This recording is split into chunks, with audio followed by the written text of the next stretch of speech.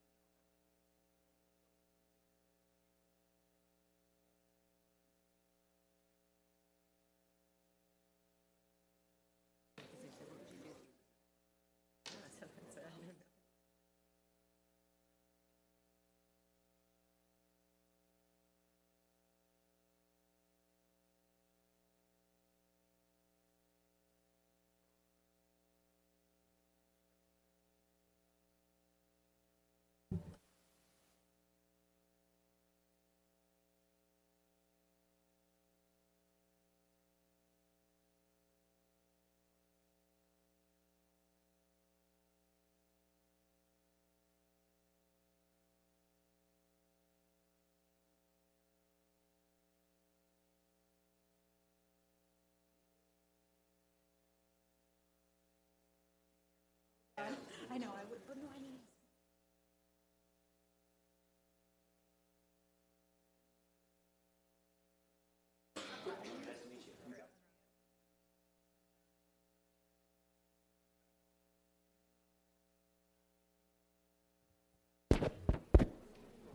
I don't know.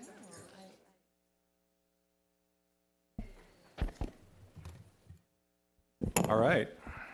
We will call the meeting to order for the September 25th, 2018 regular meeting. Madam Clerk, roll call, please. The record will reflect that Councilmember Avery and Mayor Duffield have excused absences. Mr. Harp, is there a closed session report? Thank you, Mayor Pro Tem O'Neill. There is no closed session report this evening. All right, thank you. And briefly before we move to the next item, just want to let everyone know staff has requested that item number 3 be continued, and then that is dealing with the accessory dwelling units, and then the item number 18, which is the development permit for 3200 Ocean Boulevard, is going to be requested by staff to be continued at the request of the applicant. So if you're here to speak on either the accessory dwelling unit issue or the 3200 Ocean Boulevard issue, both of those will be continued out and not discussed for this evening. All right. Let's have the invocation by Councilmember Herdman.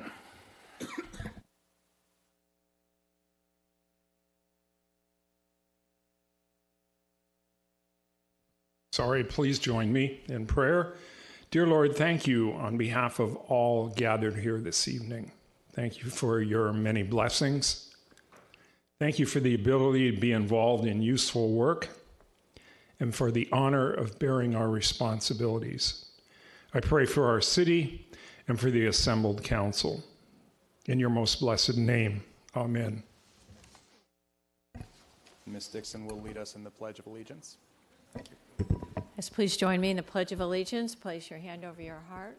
Let's begin. I pledge allegiance to the flag of the United States of America and to the republic for which it stands, one nation, under God, indivisible, with liberty and justice for all.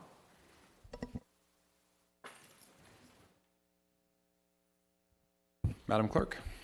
The city provides a yellow sign-in card to assist in the preparation of the minutes. The completion of the card is not required in order to address the city council. If the optional sign-in card has been completed, it should be placed in the box provided at the podium. The City Council of Newport Beach welcomes and encourages community participation. Public comments are generally limited to 3 minutes per person to allow everyone to speak.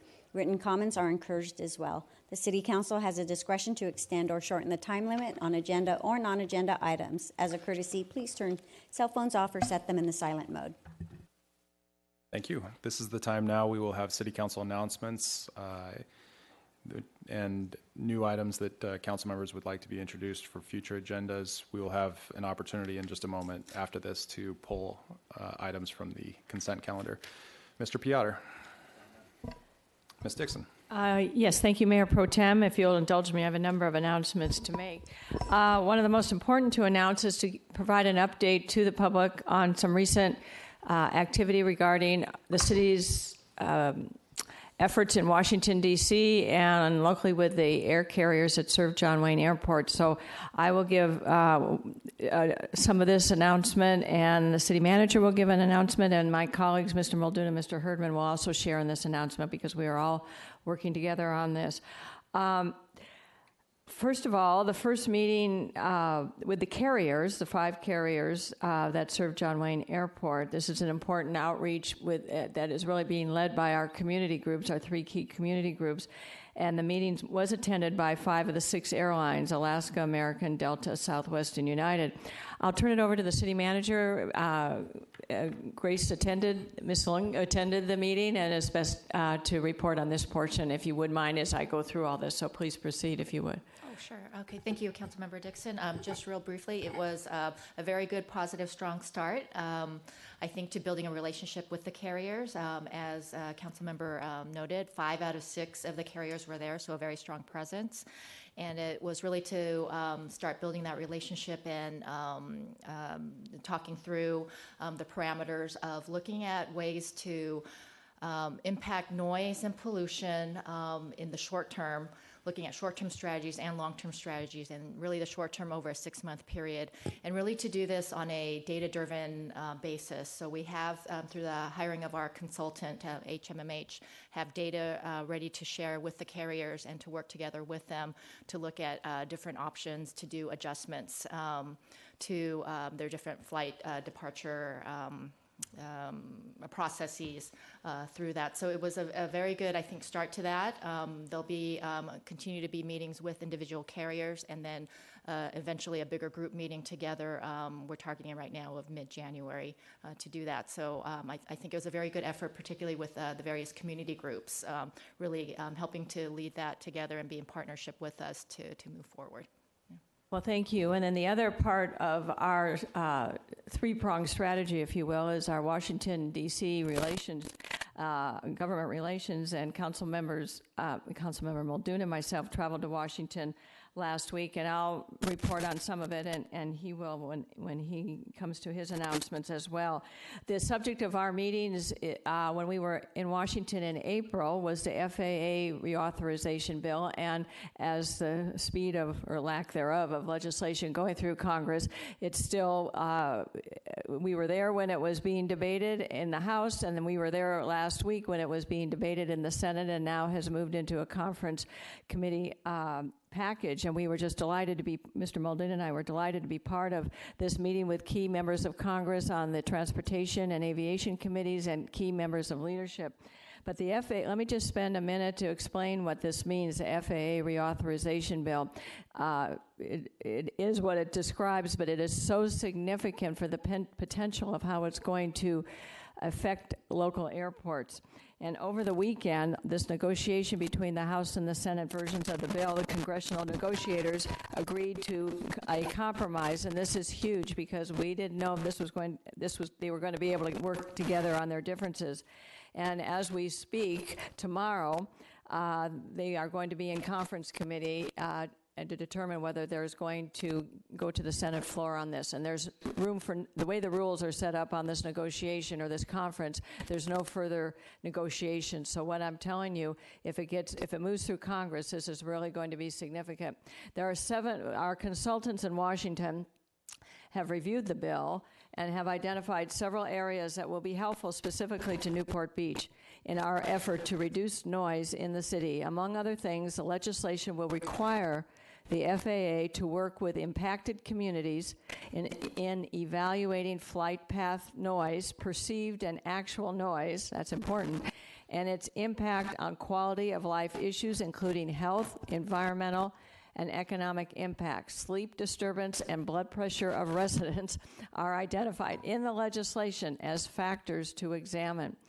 The legislation will also establish a regional FAA ombudsman specifically tasked with assisting the public on noise and environmental pollution. And of particular interest, the legislation will require the FAA to examine a potential phase-out of older and louder planes. Phasing out of these Stage 3 planes would certainly result in quieter skies over Newport Beach, and that is really one of our key goals. And there's much work to be done, but we will be working with our consultants in Washington to ensure that our city's interests are considered as the FAA works to implement this legislation and designs the various programs that are of interest. I have to say, with all humility for both Mr. Muldoon and myself, when the three of us, Mr. Herdman, Mr. Muldoon, and myself were there in April, and then followed again a week ago, we are replaying the same consistent message. And apparently it was listened to by our two state senators, Ms. Harris and Dianne Feinstein, and because this really is a nonpartisan issue, this is the emphasis that Mr. Muldoon and I made, is that this affects all of us, whatever your political party is, and it relates to the health and safety of our community. So I'll end my comment there and let Mr. Herdman and Mr. Muldoon add more of their comments. But this is really significant. Now, it's not passed. We don't know. It's not signed. But this is really significant that we have moved this far in such a short period of time. Now, I'm just going to hold on the FAA issues and segue into some more. Well, I'll tell you what, just to keep consistent flow, Mr. Mayor Pro Tem, I will continue with my announcements after Mr. Herdman and Mr. Muldoon speak on airport issues, and I'll come back and finish on other announcements. Is that all right? Yep, we can deviate from that. Mr. Herdman, do you have comments on the FAA? Yeah, I just want to, I want to make a few things. I want to make a few points. We hired the firm of HMMH before the year ended. They actually worked for us starting in October through January in the data collection process, which was an absolute must, in order for us to develop our ask of the airlines. That work was done over a 4-year period, and just a week ago, we received back all this data that had been collected. And beyond collecting it, scenarios were developed by HMMH to present to the air carriers by plane type, plane load, engine type, and that is what our ask is going to be of the air carriers. Part of Kevin and Diane and my work initially was to get the attention of Washington, D.C., which we successfully did, and Diane and Kevin did on their last trip. I was to go, but my wife wouldn't let me go because of, no, I'm kidding. Hurricane Florence, all right, and the potential for 10 inches of rain in Washington, D.C. The first meeting, as our city manager said, with the air carriers was held. It was a round table. 5 out of 6 airlines were represented. It was a very positive meeting. The work that the 3 of us have done in terms of opening doors with the 6 major air carriers is a critical part of this. And their attitude towards our ask, although they don't know what it is yet, is bring it on, all right? And we'll take a look at it, and we'll do everything we can to work with it. We're hoping they'll test it, they'll try it out, and if it does result in quieter takeoff procedures for the people of Newport Beach, we're hoping it will become a permanent procedure for them. This is a strong first step in our relationship with the airlines, and I'm just pleased to report all of this to you. The community's been waiting. They've been waiting and waiting and waiting, and they've been very patient. And we've kind of reached a delta in this process. And I wanted you to know where we are, what it's involved, and where we're going from here. We have a committee of people here in the city, a core people that are beginning to have discussions about public outreach, and better communicating with the community about where we are and what we've done and where we're going. So I'm just encouraged with all our hard work. Thank you very much, Mr. Herdman. I'll come back to you for other announcements. Mr. Muldoon on this same topic. Thank you. Yeah, so as Councilman Herdman said, we had a hurricane to avoid. I like the rain, so I was very happy to go despite the heavy rainfall. It was a little hot for my taste, but it was an amazing experience. We went from countless representatives' offices to speak to the 20-something-year-old staffer who basically ran the office while the elected was on the floor or making deals. It's nothing like Schoolhouse Rock, I'm Just a Bill. I'll tell you, it's very different from what you would expect from that, but there's a lot of chaos. And the first trip, quite frankly, I thought we were going to have no success at all long term, but we were very well received the second trip. And I think it's because the bipartisan nature of that Republican leadership, along with the local Democrats, and in the case of our state, taking an interest in this. And so our primary goal is to make sure that John Wayne is treated as an airport that falls within the areas that are to be examined by this legislation. At first, my question was, well, what does this legislation matter? Well, what it does is opens the door for conversations with the airlines and allows flexibility for the FAA to consider more than just straight lines and efficiency. So it's a really big step, shockingly, from our capital. So we're very excited and pleased about it, as you know, and look forward to continuing to work with our representatives and our local representatives with the airlines. I have another announcement, but I'll wait to bring it back. Thank you very much. Before I kick it right back to Ms. Dixon, Mr. Piotr has remembered an announcement he'd like to make. Thank you, Mr. Mayor Pro Tem. I wanted to talk about pesticides, just as an announcement. Many people are aware Monsanto was sued and lost in a Northern California jury. Don't know if it's going to hold up, but they were awarded, the plaintiff was awarded about $289 million for the use of Roundup. And so I've been meeting with and dealing with a lot of cities that are around us that have adopted a more organic first approach to pesticide and pesticide management. And I also have been dealing with Mr. Webb, our Director of Public Works, and found out a lot about what we have been doing and what we are approaching doing. Mr. Webb is already obviously using what is considered best management practices for pesticides. We've minimized the use of the pesticides like Roundup, but it's still right now an FDA-approved pesticide. And we've been meeting, Mr. Webb's been meeting with some of the Organics First crowd on the pesticides, and we're looking at doing a pilot program to take one of our parks and go with an Organics First policy, see how it works, see how the material works, see how how we can potentially phase out the chemical pesticides. But I just wanted to give the community an update that we're in the process of doing that, and be patient with us, and hopefully we'll have a study session or some sort of a pilot program to review in the near future. Thank you. Thank you, Mr. Piotr. Ms. Dixon, we'll come back to you. Thank you, Mayor Pro Tem. Yes, to shift gears, a couple announcements. I'd like to talk about a recent conference in August. 2 Newport Beach police officers attended the International Association of Chiefs of Police Drug Recognition Expert Conference in Nashville, Tennessee.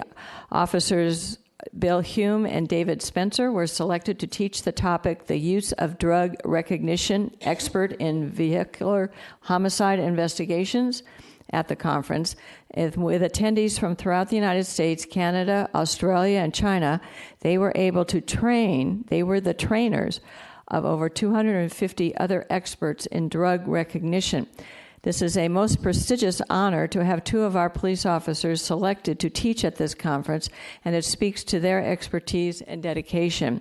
And I am proud that we have officers Hume and Spencer in our police department, and want to thank them for their commitment to enforcing DUIs and keeping our roads safe. So I just wanted to take a moment so the community can thank them. So thank you. I don't know if they're here. Are they here this evening?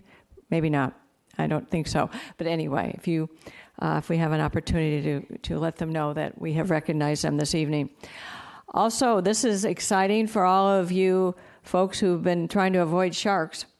We have some interesting news. The city has pleased to announce that the city is creating a joint partnership with Smart Marine Systems to launch a pilot program of the company's Clever Buoy technology at Balboa Pier. The Clever Buoy technology is one of the first systems in the nation to provide real-time detection and notification of marine animal activity. We have seen an increase in marine animals along our coastline, including sharks. By the way, there was a young man who was killed by a shark at Cape Cod last week. The Clever Buoy system uses a multi-beam sonar system, which is installed on the ocean floor beyond the surf line. This creates a virtual sonar net, and when an animal is detected in the area, the system analyzes the swimming pattern and determines the potential species. And if the animal exhibits a shark-like swimming pattern, information is transmitted to our lifeguards within seconds. This is really the latest technology. And this provides our lifeguards with timely and data-driven information so they can access the situation and take precautionary measures as needed. And I'm excited about this partnership and the potential it offers in further protecting our residents and visitors. And I would like to suggest, I believe this is going to happen, that staff come back after this pilot program concludes. And this is actually no cost to the city because this company wants to inaugurate or introduce this technology and its effectiveness. So staff will come back at an upcoming study session so we could learn more about this new technology. So this is very exciting. And I think that's it for my announcements. Thank you, Mayor Pro Tem. Thank you, Ms. Dixon. Mr. Herdman. Yeah, I'd like to take us back to the airport for a minute. I'm a member of the Airport Land Use Commission, and when I first became a member of this commission, one of the first meetings I attended, I learned about significant modifications that are going to be made to John Wayne Airport in terms of the location of hangars, the addition of additional hangars, The EIR for this project has been released, and tomorrow there's going to be a meeting on the draft environmental impact report that's been issued by the County of Orange on these proposed and updated general aviation facilities at John Wayne Airport. The meeting begins at 5:30 tomorrow night in the airport's administrative offices. And information about that is on the screen. If you can't make the meeting and would like to take a look at the EIR and submit your comments, you have 45 days to do so. A link to the county's draft is available right there up on the screen. Draft EIR available online at, and then the website where you can find that. Okay, just a few other additional announcements that I'd like to make. For some reason, I am invited by the Corralito Homeowners Association to their annual meeting and just give an update on what's happening in the city. So I did that last Sunday. The Balboa Island had their annual Taste of Balboa Island and Street Carnival last Sunday, which was a very successful event. I attended the monthly Chamber Government Affairs meeting and updated them on council activities. The last concert of the year was that's sponsored by and put on by our Arts Commission was held last Sunday at Peninsula Park. Southland Singers entertained about probably 500 people. Great concert. Most of us, in fact, maybe all of us, attended the Fire and Lifeguard Awards dinner that was held at the Marriott Hotel recently. And then I have one other announcement that has to do with this Thursday night. The Orange Coast River Park organization is presenting a Parks, Beaches, and Off-Leash Dogs seminar. It'll be a panel discussion for dog owners about the topic of off-leash dogs and is there a happy solution. That will be held at Marina Park starting at 6 p.m. in the community center there this Thursday evening, September 27th. So I think that is it. Thank you. Thank you, Mr. Herdman. Mr. Muldoon. I just want to piggyback on Councilwoman Dixon's explanation of the clever buoy technology. There really is amazing technology, and they reached out to me about a year ago when I was mayor because no other city in the county, or they could not find another city that wanted this technology, which I thought was absurd. So actually, Mayor Pro Tem O'Neill was there with me at the press release where we talked about bringing it to Corona Del Mar, but that's state territory. So I called Councilwoman Dixon, and she helped me get the trial set up in her district. So it's a good testament of Newport Beach, I think, being forward-thinking and also different district representatives working together to get projects approved in different districts. I just want a quick announcement, speaking of districts. One is in my district. It's related to those residents who live in 1 Ford Road. On the 27th September, so that's 2 days from now, here at the Civic Center, the community room across the way, there's going to be a Ford Environmental Investigation and Indoor Air Testing meeting. It's held from 5 to 8 p.m. Essentially, Ford Motor Company is conducting an environmental investigation around the former Ford Aeronautical Facility, which opened from 1957 to 1993 at 1000 Ford Road. Prior to development, the site was remediated and received required approval for residential development. However, those regulations are changing. So please come down if you're a resident of 1 Ford Road to attend the information session open house the 27th of this month in 2 days from 5 p.m. to 8 p.m. at the Civic Center Community Room. Thank you. Thank you, Mr. Muldoon. I attended the League of Cities conference on behalf of the city, brought back quite a bit of information for our staff and our city council members. We welcomed the Airborne Public Safety Association into Newport Beach a couple weeks ago, which was fantastic. It's an organization that is devoted to essentially helicopter pilots for the most part nationwide for police, the police association, or for police officers. This past week was the Spyglass Hill Picnic, which is one of my favorite events of the entire year. Thank you to my fellow council members who attended, and we had our congressman there and our state senator there, and it's just a great time with lots of good face paint that my son took full advantage of. We had a press conference at the police station this past week.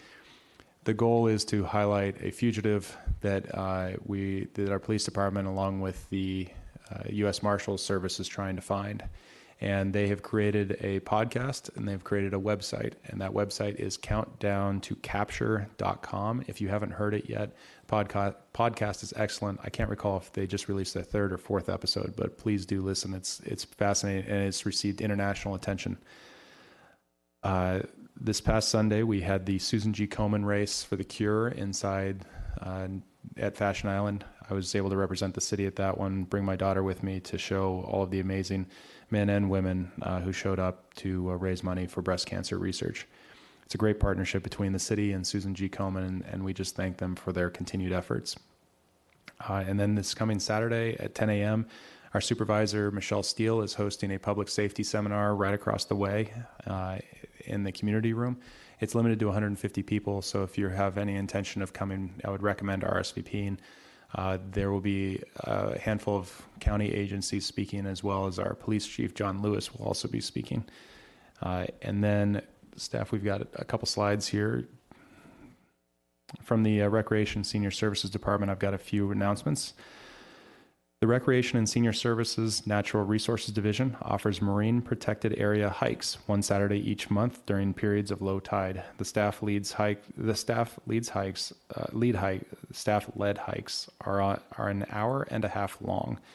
The group hike starts at the tide pools of Little Corona to Crystal Cove State Park and back. The hikes are free to the public. No registration is required. The two upcoming hikes are scheduled for Saturday, September 29th and Saturday, October 27th from 4:30 to 6 p.m. Next slide. The Oasis Senior Center is collecting gently used professional clothing for a donation to Working Wardrobes. Clothing and accessories for men and women are being accepted at Oasis until Wednesday, October 31st. Donated items should be in good condition and on hangers. Tax donation receipts are available. And as a quick reminder, the slide says it, but Oasis is located at 801 Narcissus Avenue in Corona Del Mar. Next slide. Perfect. The Recreation and Senior Services Department is holding its second concert at Marina Park on Sunday, October 7th. The community is invited to enjoy the sounds of the Tijuana dogs overlooking the bay. TK Burger will have its food truck on site for attendees to purchase food. The event is free and family friendly. And if you don't know where Marina Park is, get over there. Go see it.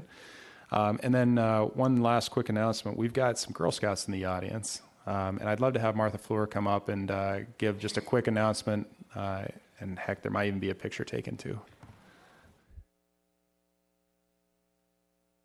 Good evening, and thank you very much. My name is Martha Fleur, and I'm a volunteer. I'm also a school board member, but I'm a volunteer with the Girl Scout Council. I have a portion of my troop, 3283. We also have another leader, Kristen Osuna Larson, who is from troop 3203. And we have Elisa Sakoski, who is from troop 3146. And we're here to thank, on behalf of the Girl Scouts of Orange County, the City Council of Newport Beach, and their tremendous support of the arduous Girl Scout Leadership Center. As you know, we are celebrating our one-year anniversary at the opening, and just for those of you who might be interested, the Arduous Girl Scout Leadership Center was named after philanthropist and community leaders Julia and George Arduous, and serves over 20,000 Girl Scouts as the hub for Girl Scout STEM experiences.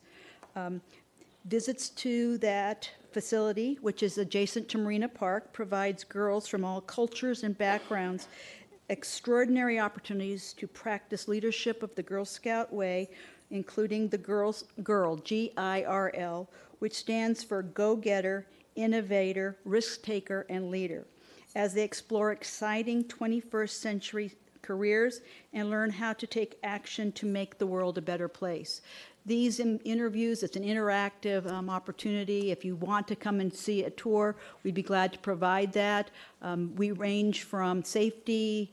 We have Sandra Hutchins, who talks about safety and what it means to be a safety leader, as well as Dr. Lucy Jones from Caltech on, the leading seismologist, as well as we've heard from the first African-American flight helicopter pilot who served in Iraq. So it's quite an exciting experience. We do have a small gift basket for all of you. I know that as a city council, I'm sure you sometimes, every once in a while, like to have a little snack. We are, this is a group of nuts and chocolates for you to partake in. We are entering into our Girl Scout opportunity right now of fundraising. And then we have a proclamation for you. So on behalf of the Girl Scouts of Orange County, we really do thank you so much for this opportunity. We've served over 3,000 girls this year from October to October, and so again, we are very thankful. We have one young lady here who is from Girl Scout Troop 3146 who has a couple of quotes on the experiences that the girls have participated in. I liked the friendly environment and support from my fellow Girl Scouts. The s'mores were very good, and overall it was a very fun overnight experience. So, thank you very much. All right, you want to Thank you. I'll tell you what. Yeah. How about I come down? Oh, that'd be great. We'd love it. Go on, girls. Go on up there. Get a picture.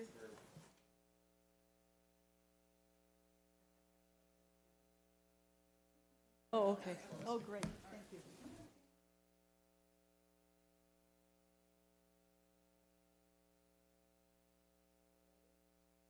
Couple. Okay, perfect.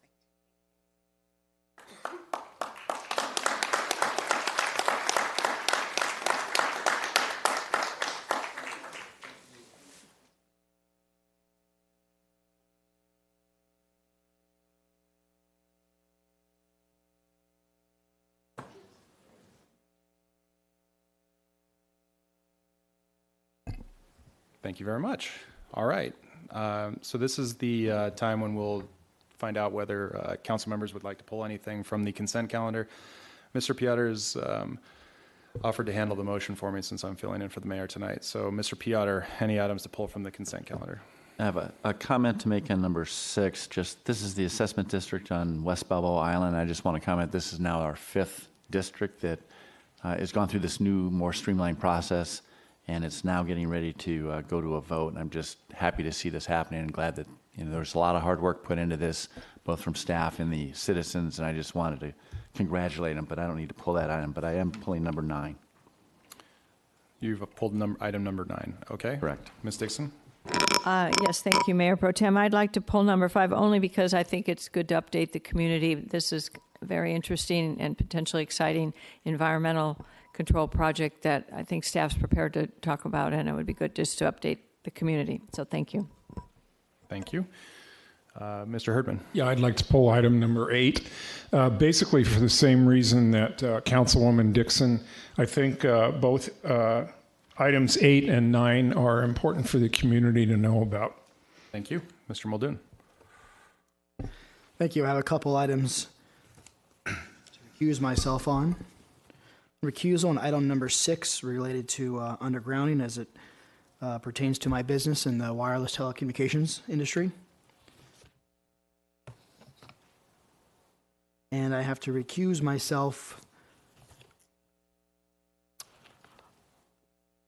on item 11, although I am allowed to vote on light synchronization technology. In this case, I'm going to play it very safe and recuse myself because this involves internal fiber as a capital improvement, which is not necessarily leased out to telecom providers, but it can be. So just in the abundance of caution, I'm going to do that. And then I'm looking like I have one more, 7. So this is the one I'm allowed to vote on because there's no infrastructure improvements.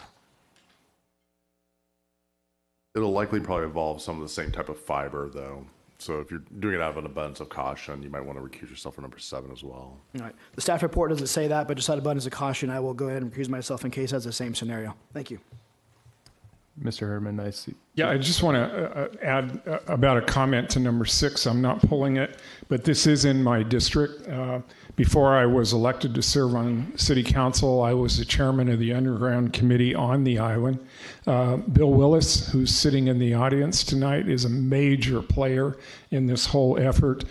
He's a former employee of Edison, and he has just been a tremendous asset to the Underground Committee on the island. So I want to publicly thank you, Bill, and just say how pleased I am that this is finally coming to fruition. Thank you. Thank you. I have nothing to pull, but I'll note that item number 3 is a staff recommendation of a continuance to a date uncertain. All right, Mr. Piotr. So the motion is that we're going to approve the consent calendar with number 3 being continued by staff and pulling items numbers 5, 8, and 9, and note of a recusal by Kevin Muldoon of 6, 7, and 11. I second. Second. So we'll go out to public comment on consent calendar items only. This is just consent calendar. We will open up for non-calendar items in just a moment. Are there any comments, public comments on consent calendar items?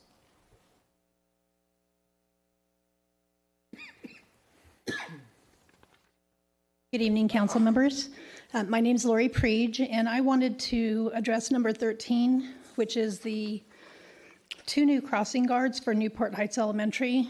I'm assuming by reading this that this is an additional 2, not 2 replacement crossing guards, which would bring the total in Newport Heights up to 4. I've been advocating for additional crossing guards at Corona Del Mar High School for over 2 years to increase safety for the students walking to school and to help alleviate traffic, because as we've talked about in the past, kids are not walking to school because of the high speeds along Jamboree. So while I applaud the improvements up in Newport Heights area, I am also disappointed that Corona Del Mar High School has not been able to get crossing guards. And I feel that this is a little bit of a reactionary form of governing rather than preventative, because what's happening is people are getting hurt and then we're bringing in the safety instead of bringing in the safety to prevent the kids from getting hurt. So I don't object to the security guards per se, but I do object to the fact that CDM was not able to get any security guards over the last 2 to 3 years of me meeting with city council and city staff. Thank you. Thank you. Next speaker, please. Okay, seeing none, we'll bring it back to the dais. We have, I'm sorry, excuse me. Go ahead. I'm Bill Willis, 107 Garnet, Balboa Island, and I am the chairman of the Proponents Committee for Underground Assessment District 113. And I'd like to thank you for bringing this project forward. It's been a long, hard process. And I'd like to compliment the staff. The streamlined process ended up with a few bumps in the road, which became evident with Corona Del Mar. And I think the staff did a fantastic job of working around that and really coming up with some new ideas, which was very helpful in moving our project ahead. So I just want to thank them. They've done an awful lot of work on our project and Corona Del Mar. And I think now there probably is a process in place that will make it a lot easier for future projects. So thank you very much. Thank you, sir. We'll just wait just a moment for Mr. Muldoon to come back. He has a conflict on what Mr. Willis was discussing. Thank you. Do we have any other public speakers on consent calendar? All right, seeing none, we'll bring it back.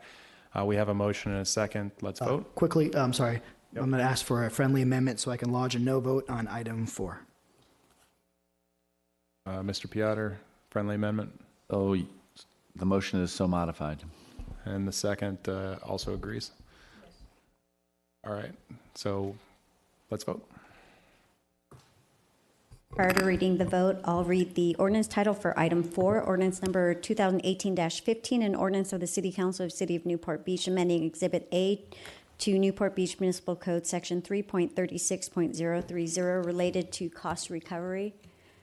The motion carries unanimously, 5-0. All right, thank you. We'll go to the items that have been pulled at this time. Item number 5 was pulled by Councilmember Dixon. Would you like a staff report? Yes, I would, Mayor Pro Tem. Thank you. All right, staff. Yes, thank you. We have a little PowerPoint. This is an exciting item that we want to kind of give you a little heads up on. This has to do with the water wheel project that we've heard about that we're working to do in the Upper Bay. Before you on the screen is a picture of the water wheel. This is an active water wheel that's actually working in Baltimore. And the staff, John Kapler next to me, is running this project with Bob Stein, has been moving this project forward to bring this device to the Newport Bay and help alleviate some of the trash load. Real quickly, there's the drainage area that comes into Newport Bay. You can see the star on the screen. That's the approximate location of the water wheel. So it's quite a big area that drains into Newport Bay. This is what we get down from the San Diego Creek when we have big rainstorms. This comes down and hits our log boom. There's a lot of reeds, trash, and other things in there. We're hopeful that the water wheel will help and assist in removing lots of material before it works down into the bay.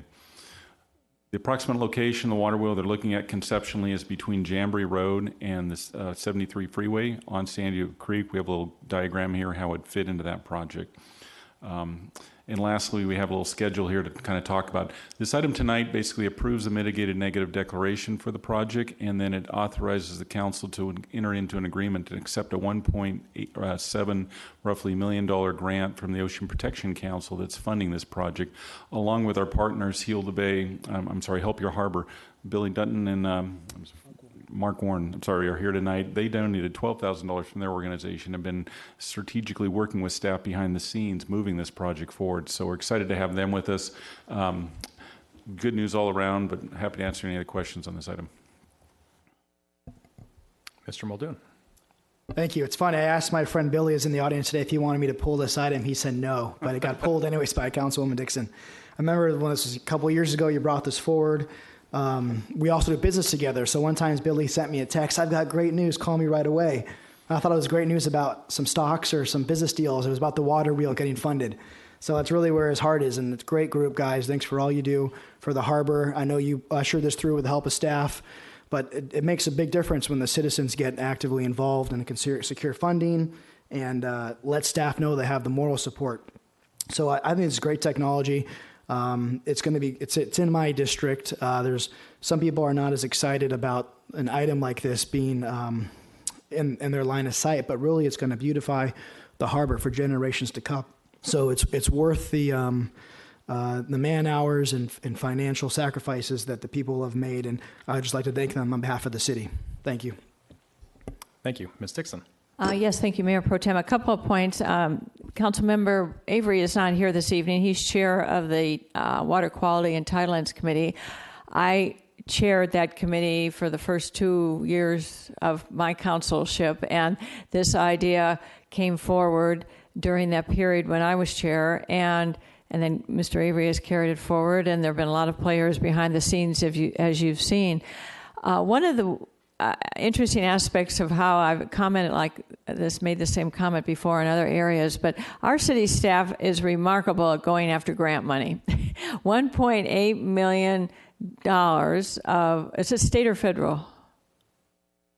State money. State money is coming back to the city of Newport Beach. This is our taxpayer dollars coming back, and it's innovative. The city of Baltimore has the only other one. Has there been any other, John, or Dave, any other cities or water systems using this? 2 in Baltimore, and they're putting 1 in Denver and 1 in Savannah. Great, because when I was chair, it was just the one in Baltimore. So it sounds like this is now proving its effectiveness. So this is really going to be exciting to really mitigate the trash that comes down the San Diego Creek. And on behalf of Mr. Avery, I want to thank him for his leadership in helping this come through. And I believe also the environmental groups, that the Newport Bay Conservancy is are they supporting this now?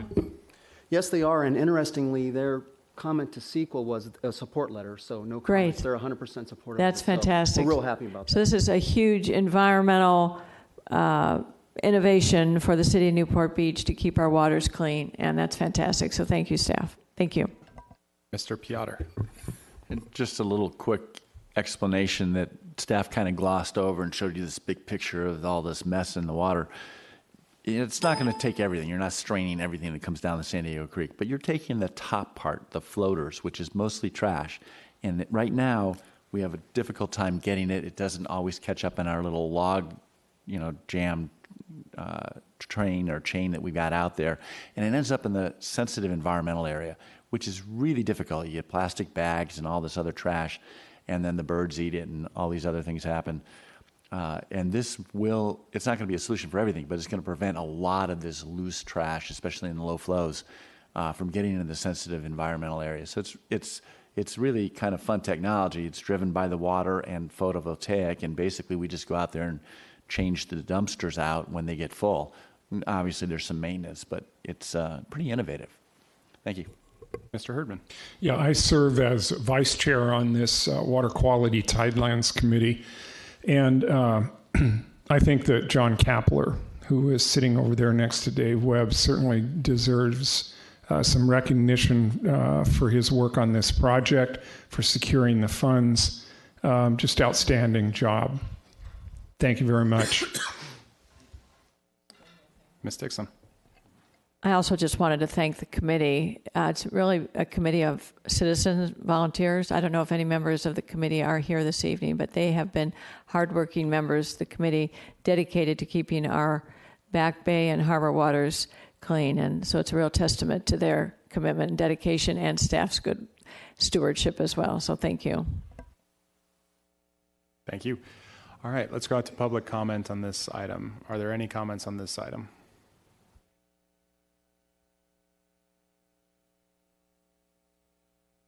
Hi, my name is Mark Ward, and I'm with Help Your Harbor. It was about 5, almost 6 years ago, we started Help Your Harbor. When I say we, it wasn't just myself, Billy Dutton, Eric Pike, Melinda Williams. It was a consortium of organizations. It was the Balboa Bay Club. It was Duffy Electric Boats. It was Southwind Kayaks. It was NAC. It was Newport Irvine Rotary Club, amongst others. That came together with a common cause, and that was trying to address the floating debris in Newport Harbor. There wasn't an organized cleanup, so we started the Help Your Harbor first Saturday cleanup. First Saturday of every month, we got out in clean energy vehicles, Duffys, kayaks, stand-up paddleboards, or just walking the shores, and we started aggregating the data. Over the last 6-7 years, I think we're up to over 40,000 pounds of trash. That's when we got involved with the committee, and again, we're not taking credit for this because everybody pushed this forward. Everybody saw it as a need, and everybody just figured out what can we do to get this to happen. I also want to point out that that the money that was donated, I don't want to say Help Your Harbor should take its credit. Patagonia actually came forward with a $10,000 donation. They recognized what this could do for the waterways of the world and water, and maybe set an example too. Patagonia's been a great steward of our environment, and we want to make sure that they get recognized in the lion's share of the contribution that came from the private sector on this project. So, and thank you, City Council, in advance for your support on this, and we look forward to the grant and seeing this through. Thank you. Thank you very much. Next speaker, please.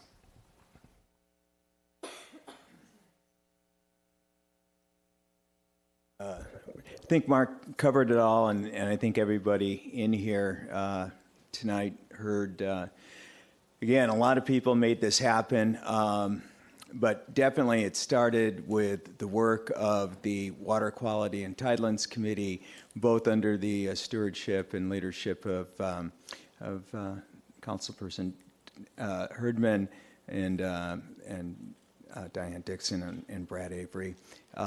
So they had the courage to and foresight to make this number one on their priority list when they put their priorities together.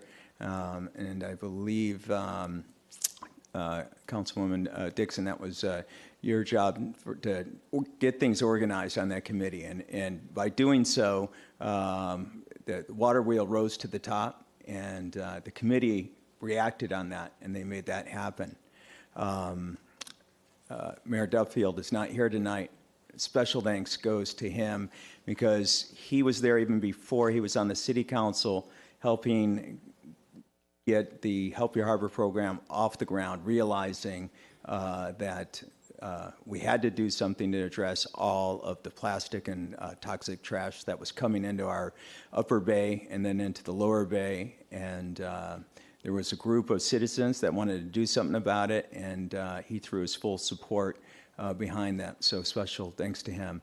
And finally, it is amazing when you get to see behind the scenes how staff actually do make things happen.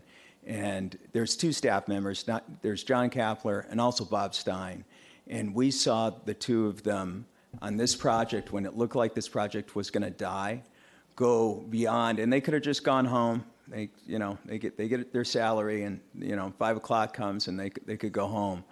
But the effort that the two of those gentlemen put in, when many times it looked like this project was going to die, and they found the way to keep it alive and to make this thing come to fruition. I think the city of Newport Beach is extremely lucky to have those two gentlemen on their staff, and we can't thank them enough. Thank you. Next speaker, please.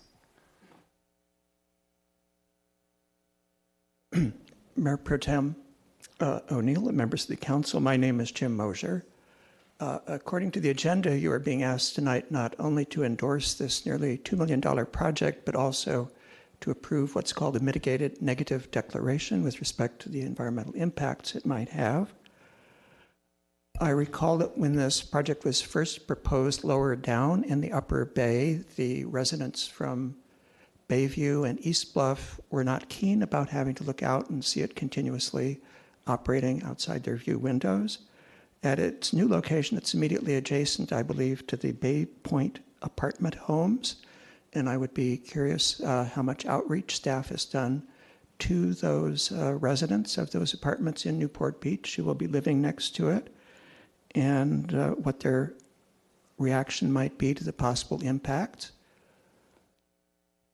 Those residents are tenants of the Irvine Company. As part of the mitigated negative declaration process, there is an opportunity for comment letters to be submitted and responses from the city to be made to those to improve the process. The Irvine Company pointed out in a possible way to protect their residents in those apartment houses that there formerly was a trash collection system operated further upstream by the Irvine Ranch Water District. And they were suggesting the possibility that reactivating that system might be both cheaper and less impactful on neighbors who live nearby. And so I would also like to know or hear a little bit more about the staff's response and why they're rejecting that suggestion from the Irvine Company. Thank you. Thank you. Any other speakers? All right, we'll bring it back to the dais. Mr. Muldoon. Jim, I love to see you work with the Irvine Company. So I know the staff went through a thorough process of considering the neighbors' concerns and looking at alternative locations, involved other government bureaucracies as well. Would you mind educating Mr. Mosier and those in attendance what that process was like and how you considered the concerns of neighbors? Sure. Go ahead, John. Thank you. I can address that. As Mr. Mosier points out, the original location was south of the Jamboree Bridge, but that didn't get a lot of warm, fuzzy feelings from the environmental group. So we did move it onto the north side of Jamboree. I did go out to the apartment complex with folks from the Irvine Company. So we've met, we've talked about the aesthetics, we've talked about any noise or any concerns they may have, and we did respond to their comment letter. So I'm pretty confident as the project moves forward, we can address all their concerns. Thank you. I'll move staff recommendation. I'll second. Okay, we have a motion and a second. Let's vote.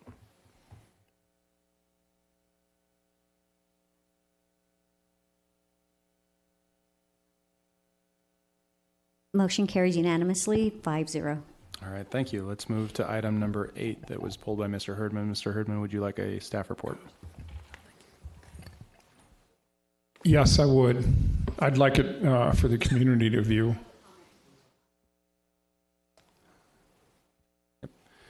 So in case anyone's here for the public comment portion on non-agenda items, just so you know, we've had 3 consent calendar items pulled, 5, 8, and 9. So we're going to be discussing 8, then we'll discuss 9, and then we'll go to public comment on non-agenda items. Okay. All right. On item number 8, Mr. Herdman's requested a staff report. Good evening. Thank you. So as a matter of practice, Finance Committee reviews the resolution authorizing the Finance Committee each year as a matter of practice to make sure the committee members recognize what their duties are, make sure that the duties are still relevant and aligned with current practices. So Committee member Tucker authored various revisions for the sake of clarity, aligning responsibilities with current practices, and making sure that the practices were comprehensive. I believe the committee, committee recommended the changes almost unanimously, I believe, or were they unanimous? This was unanimous. Yeah, it was a unanimous vote. And with that, I'll open it up to any questions for clarification. Just, I'll speak for just a moment. Councilmember Dixon was the most recent chair for the last 2.5, 3 years. Yeah. And then most recently, I've taken over as chair of the Finance Committee with Ms. Dixon still on there. And what we found is that with the, we're going on about 4 or 5 years now with the new structure of having citizen members on there. And so we've gone back and taken a look, and Council Member Herdman's Finance Committee member selection, Mr. Tucker, has been on there, I think, from the beginning, hasn't he? Yeah. So he's gone back and tried to align the authorizing resolution with the actions taken over the last 4 years. So that's what we've done here. So any other comments up at the dais? Seeing none, we'll go out to the public. Is there any public discussion on this item?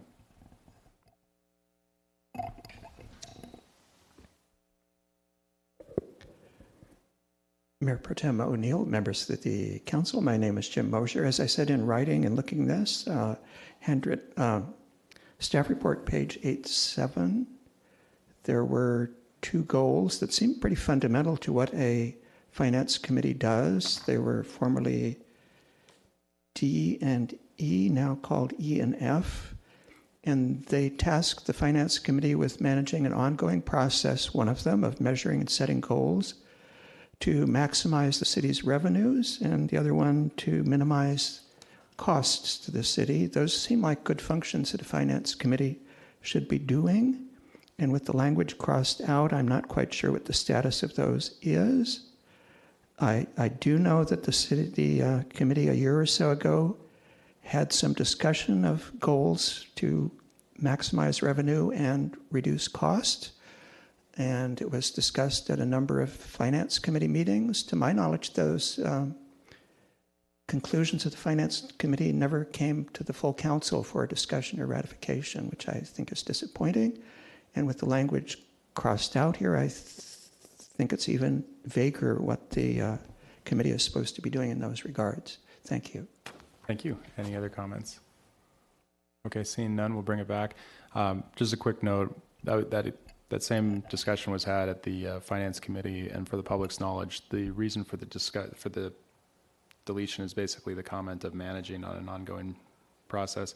It's really a question of if the Finance Committee has an ongoing requirement to recommend for approval, it is not the Finance Committee's job to manage the implementation of that. That's why Mr. Tucker had made that recommendation. So I'll move staff recommendation. I'll second.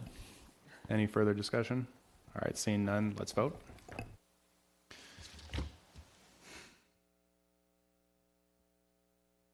The motion carries unanimously, 5-0.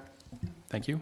All right, item number 9 has been pulled by Councilmember Dixon. Ms. Dixon, would you like a staff report? It's actually me that pulled that. I'm sorry, Mr. Piotr, would you like a staff report? No, I don't need a staff report. I'll summarize it really quick, and my concerns, and staff correct me if I'm wrong.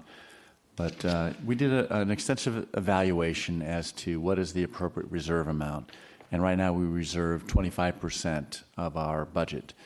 And the discussion here in the fine line and what's being changed is, do we do 25% of our income or 25% of our expenses? And the proposal here is to take our additional payments that we make to CalPERS and whatever surplus that we might have and remove that from the 25% requirement. So in effect, it's the expenses of the general fund is in effect the new proposal for the 25%. And 25% is somewhat of a random number. There's a lot of cities and jurisdictions and school districts, et cetera, that have a 2-month reserve. We have 25%, that's a 3-month reserve. we're in good stead with the fact that a lot of other agencies use that same number. But the proposal is, staff actually recommended the higher number, reserving the 25% on the income, including the CalPERS additional payments. But it has a net effect of reducing our reserves, and I'm just not in favor of that. So I just wanted to have that discussion, and I will be opposing the resolution tonight. Thank you. I have a couple comments, but would anyone else like to ask any questions or comments on this one? I did portray that accurately, didn't I? I would disagree with a bit of the characterization, but I understand the point. Did you want to ask any questions? Well, I can ask him now if you like. Sure. So sometimes the perception is different from the council members versus staff. Would staff mind explaining their perspective on what is occurring? Sure. So this is, we're getting into nuances, but how you define the city's budget sometimes includes one-time expenditures. Sometimes they're discretionary in nature. And so there was kind of a split view of whether the additional discretionary payments were a ongoing recurring expense that the city should reserve for, or whether they are really one-time and discretionary. So it's really a judgment call. I can see it both ways, and the committee, in a majority, favored excluding the additional discretionary payments to PERS from the reserve. I think with the idea that it's the city, if they want to, could choose not to do so. So there's no need to tie up additional funds for that. Mr. Herdman. And am I correct in translating? Yeah, I believe I am. This 25% of budget expenditures represents, in our particular case, about $50 million. Very close. Yes. Okay. You want to explain? You want to explain access to this $50 million, please? So the reserve can be the reserve is a direction to staff to, as we're building the budget, gives us guidance to say to set aside a portion of the money that is subject to appropriation.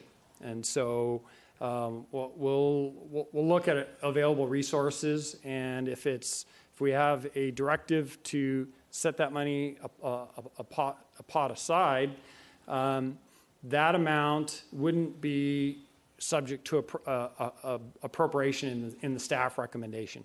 However, in the instance if we had a catastrophic loss to infrastructure, if we had a downturn in revenues, we had an unusual run in claims and judgments, any other deviations, council at their discretion could say we'd like to appropriate some of that reserve to essentially smooth out the peaks and valleys of sometimes both revenues and expenditures can be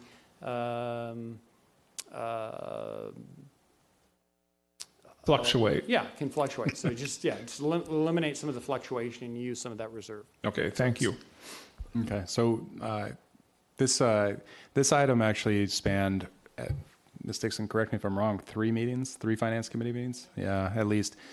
And an abundance of subcommittee meetings as well. It was originally brought by a combination of Bill Colopy, who is Mayor Duffield's finance committee representative, and Patty Gorsica, who is Councilmember Piotter's committee representative. And the reason for that is because we have a handful of funds. The one that most people would be they see the most is out of the general fund, and the general fund expenditures in Newport Beach are a little bit over $200 million. And so when we set aside monies into a reserve, it's called the contingency reserve, and we set aside about 25% of that, which in this past budget year was just under $50 million. And the question that was posed was, is that the right amount? Is it too much? Is it too little? Let's go figure that out.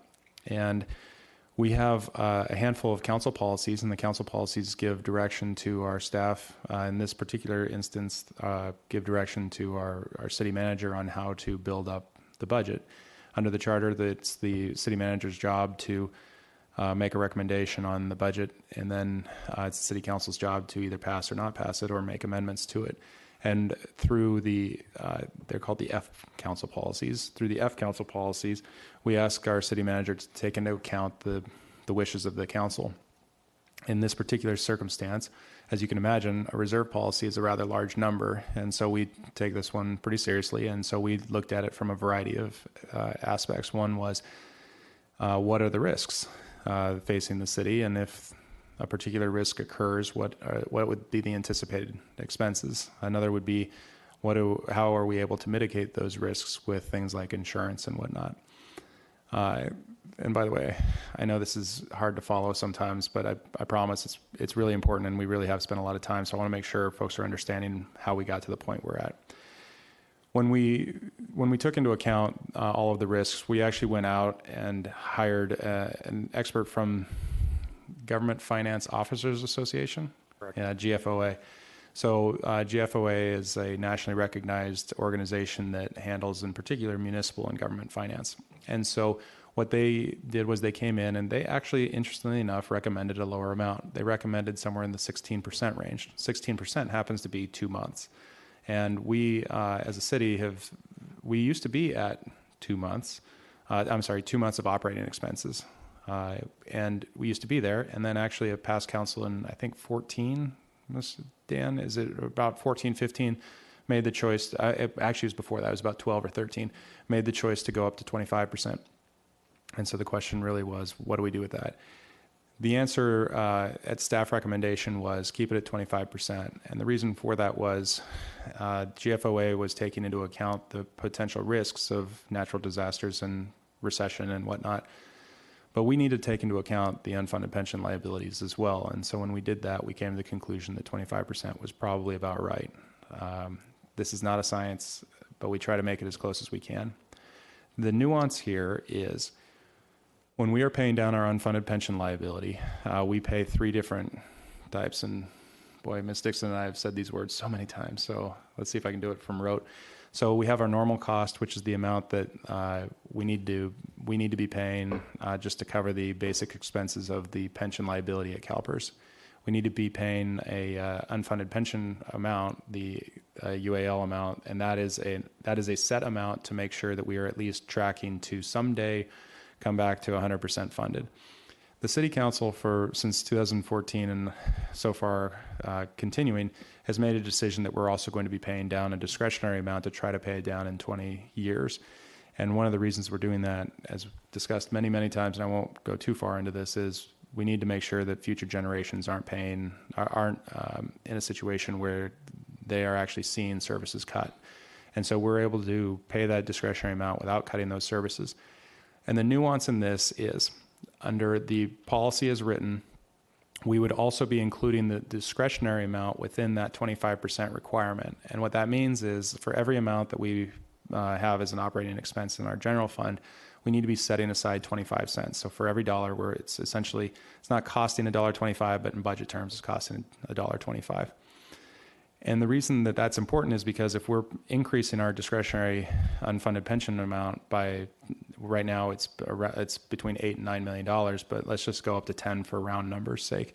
If we're doing a discretionary amount of $10 million, we would actually have to increase our reserve amount by $2.5 million.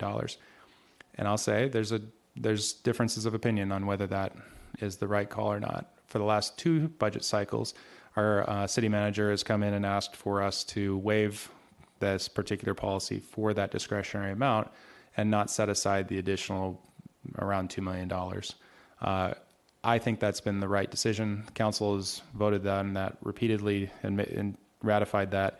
I'm asking for a modification. The Finance Committee, at my request, is asking for a modification to this particular policy for the purpose of not requiring our city manager to seek that waiver any longer, and instead to put it in as the council policy that we would no longer require that the discretionary amount also carry with it the additional reserve amount, so that additional amount's not costing us $1.25, it's costing us an even dollar. So, Ms. Dixon. I would like to move passage of Reserve Policy F2 as amended. I'll second. Okay. I'll tell you what we'll do then is we'll go out to public comment, bring it back for any further discussion. Okay? All right. Is there any public comment on this item? You awake? All right. We'll come back. We'll come back to the dais. Is there any further discussion on this item? Okay. Let's vote.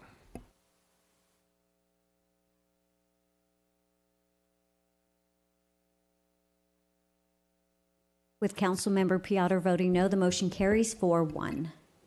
Thank you. All right. We're done with the consent calendar items. Madam Clerk. Public comments are invited on non-agenda items generally considered to be within the subject matter jurisdiction of the City Council. Speakers must limit comments to 3 minutes. Before speaking, please state your name for the record.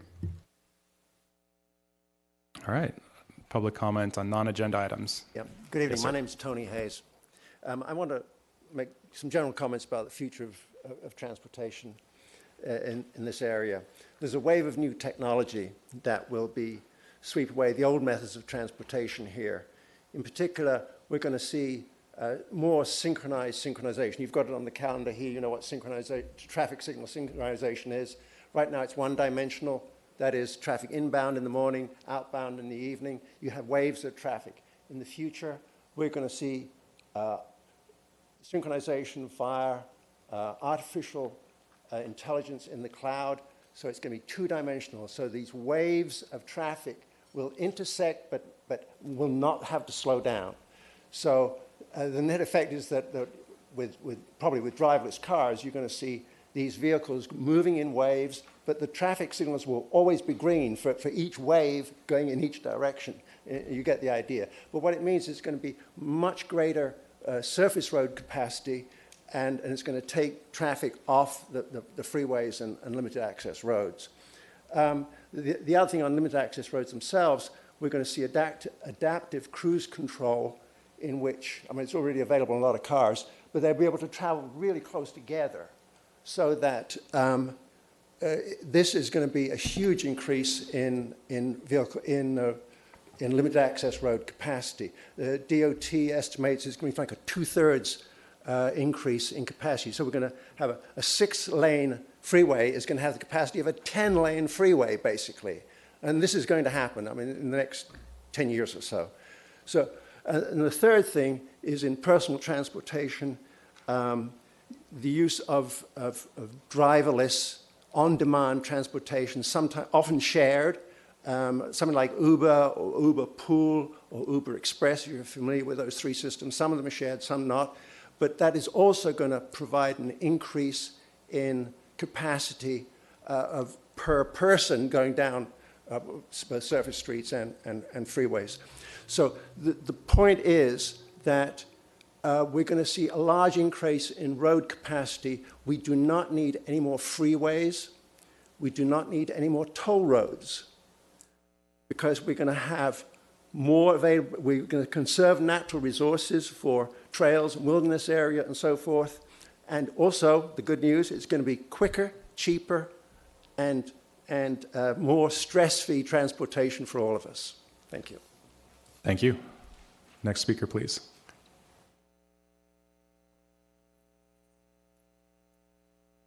Thank you, Mr. Mayor Pro Tem O'Neill, honorable council members. My name is Ryan Reza Farsai. I'm one of the homeowners of the Belcourt Park. And I came here last time and spoke to you guys about my community HOA trespassing my property. I did further investigation, and I realized this thing's been going on for probably over a decade now. Apparently, it's been going on since my professor, Dr. Rocky Tarantello, sold his home on February 2008. And everyone on Chatham Court's been having a free-for-all. So we live in a condo, ladies and gentlemen. We don't own our driveway. We don't own our home. They made me get the CEO of Solar City to get their signature so they can record a document on my roof so I can have a Solar City panel. On the 13th of July, I did give them a letter, and I sent it to everyone and their mother. No one responded. Some people responded. So I got a letter from the state Attorney General Xavier. He wrote it to my daughter. I don't know why he wrote it to my daughter. I spent 3 years or 4 years in the family court of law. He should know that my daughter's 8 years old. He shouldn't be addressing a minor. He should be addressing me. I'm the one that wrote him a letter. This is a joke to me. You should give it to him. I never opened it. I got a letter from the district attorney from the July 13th letter saying, hey, if you want to do something, you got to go hire an attorney so you can sue them. So I don't need to hire an attorney to sue myself. I'm a little bit smart. I don't need to make mistakes. So I did write a letter to the top attorney, top judge in this country. I said, Dear Chief Justice John Roberts, my name is Ryan Reza Farsai. I'm writing you to talk about a growing concern in America. The concern is when those in charge of government and governing the people themselves do not follow the law. This is the case today, in my humble opinion, in the Golden State of California. I'm a natural-born citizen from Los Angeles, and my civil rights, constitutional rights, and property rights are being broken.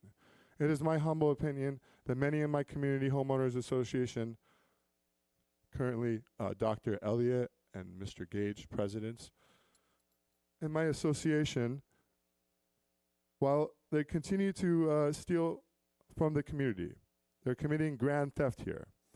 In my opinion, many of my community homeowners association, while on the board, have committed grand theft and continuous action with intent to harm and steal from the membership. The management company, who also should enforce the CCNRs with the aid of the HOA attorney, has aided in the theft of real property. They told me to hire an attorney. My response is, no, I will not litigate against myself. Instead, next conduct is an illegal activity that I request the help of the police, the sheriff, and any members of my community to arrest the criminals. Our common area is owned by the membership. It requires a 67% of the vote. The superpower 5 that are running the board and their attorney should refrain from illegal activity. We can make a citizen arrest. This is a matter to your attention. Hopefully I can work with the HOA to find a long-term solution. Thank you. Any advice for this American is kindly appreciated, sir. I'm here to give you all these letters that I give. This is what I'm doing. Thank you, Mr. Farside. I'm fighting peacefully. You can provide those letters to our city attorney. We have another mic open. So next speaker, please.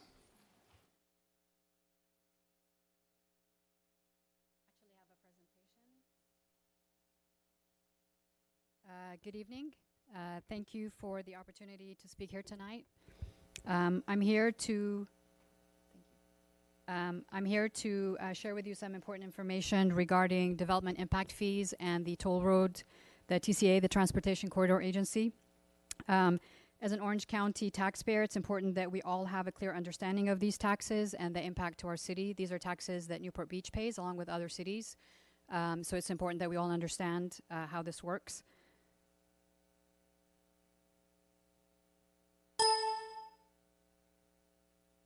So I'd like to start with a quick background on this program for those who may not be familiar with it. Back in the mid-'80s, the state legislature created the TCA, which a joint powers agreement was made with a few Orange County cities and also with Orange County. The purpose was to finance, design, and build toll roads and then to go out of business. That was 30 years ago. Obviously, the TCA is still here. So how did the TCA finance these toll roads? They used revenue bonds. They use the development impact fees, which we're talking about today. They use California Transportation Commission grants, state and local transportation funding programs, which in other words means taxes and our public money. So we are funding these programs in one way or another. So what are these development impact fees and why should we care? Why should the council here care? These are taxes that are paid by the residents, by us, and by the cities, or through the cities, to the TCA, anytime that a new home is built or remodeled. These fees are also paid on commercial space that's constructed in areas that are considered areas of benefit. So, for example, areas benefiting from the toll road, 73, 133, etc. In 1985, the TCA forecasted that almost 50% of the cost of the toll roads would be paid by the development impact fees. So as you can see here, Newport Beach is one of the cities that pays development impact fees to the TCA. That's us, residents. That's also businesses that are in Newport Beach. Every year, the TCA collects these fees from taxpayers like you and me. And every year, automatically, there's an increase to these development impact fees. There's no vote that takes place on the TCA board. The automatic increase takes place every year on July 1. From 1986 to March of this year, the TCA collected a total of over $706 million in development impact fees. From this city alone, they collected $11 million. You have all been talking about some great programs that are going on in the city. What could that money have been used for had it stayed here? Instead of being paid to an agency that was tasked with creating toll roads and hasn't built anything in the past 20 years.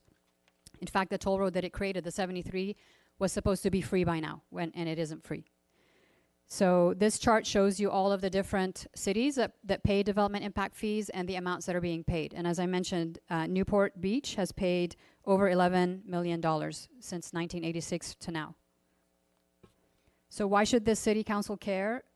Again, what could the money have been used for had it stayed here? Why is there an automatic increase every year that the TCA board members, the directors who represent the city and all the other cities don't get to vote on? It's an automatic increase. We already pay toll roads every time we pay. Very high toll roads. We've already funded a lot of this with the items that I mentioned earlier, grants, public money. So the city councils that have representatives on the TCA board, this is a responsibility that they owe to their cities, to the residents in the city. There should not be an automatic increase of a fund that goes to an agency that hasn't built anything in 20 years. Thank you very much for your time. Thank you. Next speaker, please. Well, now that we know that TCA is continuing to collect these millions of dollars in developmental fees, which is the tax that we are paying, when we go to the TCA meetings, they're always telling us, we're building these roads without taxes. Well, that is not true. But what do they do with this money now that they haven't been building the roads in 20 years? Well, they like to pay themselves outrageous salaries. Mike Cramen, the CEO, last year he made in total compensation $412,000. The chief financial officer made $336,000. The chief engineer $313,000. Their chief toll operation officer made $297,000. This person's name is Samuel Johnson. He must like to travel. As a member of the International Turnpike Association of the TCA, the TCA foots the bill each year for him to go to an international summit at a cost of about $7,600, and that was in 2015. That year he went to Dublin, Ireland. In 2016, it was Rome, Italy. And in this year, it's going to be Salzburg, Austria. The TCA also likes to join in different groups, which gets expensive. Mind you, these numbers are just from one quarter. One group is called the Orange County Business Council, and they have an annual dinner board installations. Sponsorship of this event, which the TCA will gladly pay for, includes 2 tables for 10 guests, company logo recognition on an event material, on-screen recognition during program recognition, an event webpage, and podium opportunity, all for a total of $35,000. The TCA also pays $10,000 to join the Association of California Cities. They also are part of the South Orange County Economic Coalition. $18,000 will buy the TCA advocacy support, aka pushing for the toll road, and they get quarterly booths and monthly advertisements in a local publication. They also spend another $4,000 on the coalition's annual gala.